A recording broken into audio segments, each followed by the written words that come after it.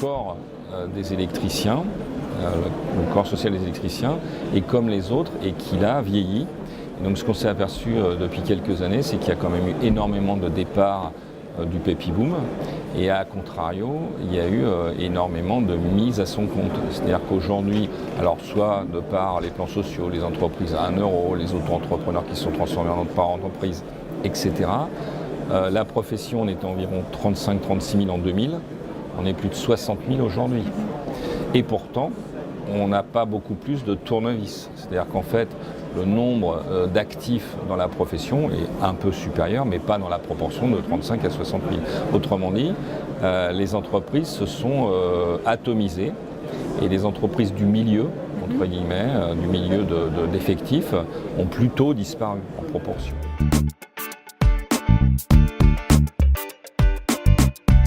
Premièrement, le plan fibre optique, plan très haut débit, qui va dans les prochaines années, qui a déjà amené, mais qui va dans les prochaines années amener plusieurs millions de fibres optiques à la porte des gens. Ce très haut débit disponible, poussé par les opérateurs qui veulent que nos clients consomment du haut débit, va en fait tirer les installations intérieures, puisqu'en fait ce que beaucoup de gens ignorent, c'est que ce très haut débit ne peut pas être réparti ni par courant porteur, ni par Wi-Fi. Il faut avoir un réseau physique pour le répartir. Ce réseau physique, pour le moment, il existe un petit peu, mais de manière hybride. Notre espoir, c'est que dans les prochaines années, la demande du client, aujourd'hui on essaye de pousser le client par des normes, par de la commercialisation, à demander, à avoir ce chose-là. Demain, ce qu'on espère, c'est que ce soit lui qui le demande. Malheureusement, à côté de ce plan très haut débit qui prévoit plusieurs milliards d'euros pour enterrer des fibres dans les trottoirs et pour les amener jusqu'à la porte des clients, rien n'est fait, et bien au contraire, pour favoriser les installations intérieures chez les gens. Et que, à contrario, le gouvernement remet en cause la normalisation sur les habitations en disant qu'elle est chère, et que parmi des éléments de cette normalisation figurent des éléments de la réglementation thermique 2012, bouteille thermos, mais figurent aussi les installations intérieures de communication. Donc c'est bien dommage qu'on jette le bébé avec l'eau du bain.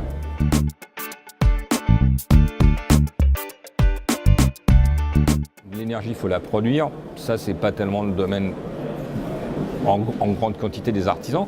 Ça peut l'être dans la version décentralisée. C'est-à-dire qu'en fait, on a toujours des grandes centrales, etc. Mais demain, on nous dit qu'on aura des petites unités de production. C'est-à-dire que chaque maison, chaque logement pourrait avoir une petite capacité, petite au sens de production.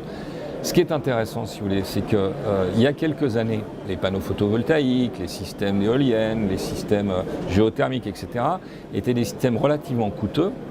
Ces systèmes relativement coûteux font qu'on met en place des spécialistes et que ça donne un avantage aux réseaux commerciaux. C'est-à-dire que quand j'ai un truc qui va coûter 5 000 euros, 10 000 euros ou 15 000 euros, si je suis une entreprise qui commercialise ça, ça vaut le coup que je me spécialise et ça vaut le coup que je crée une force commerciale pour vendre des produits en one shot à 10 000 euros.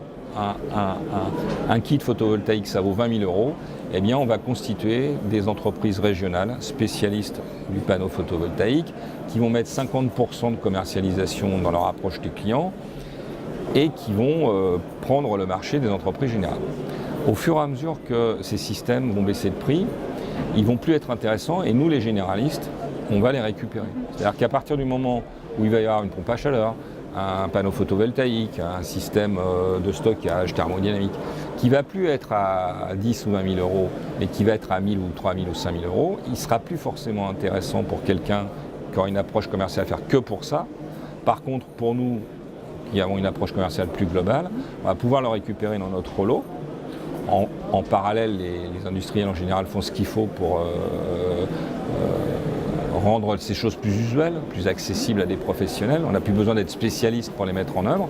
Et donc ça, c'est intéressant aussi parce que c'est un marché qu'à terme doit aussi nous revenir et donc récupérer toute cette production et cette gestion locale des choses. Ce qui est intéressant, c'est qu'il y a beaucoup de travail à faire pour gérer cette énergie.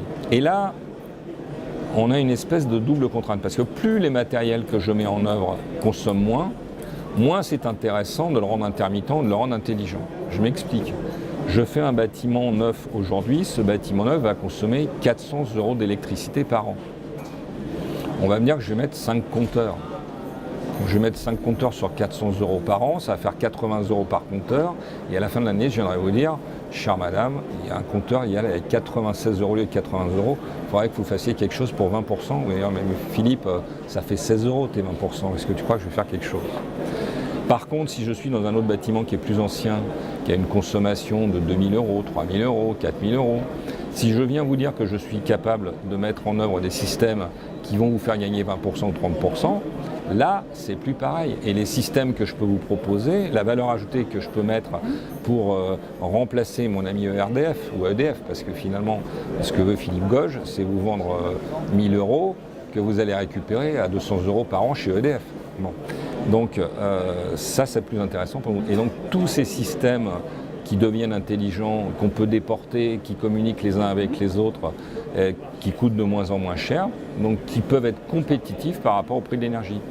Quand on entend par exemple il y a quelques semaines qu'on va construire de l'autre côté de la Manche un réacteur nucléaire avec un coût prévisionnel du double dans 5 ans, où on nous dit moi mon business plan il est que je vendrai l'électricité 2 fois le prix d'aujourd'hui, ça c'est passionnant.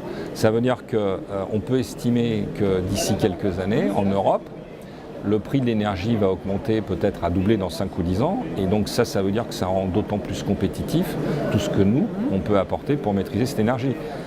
Voilà, donc tout ça c'est quand même très intéressant en termes de perspective.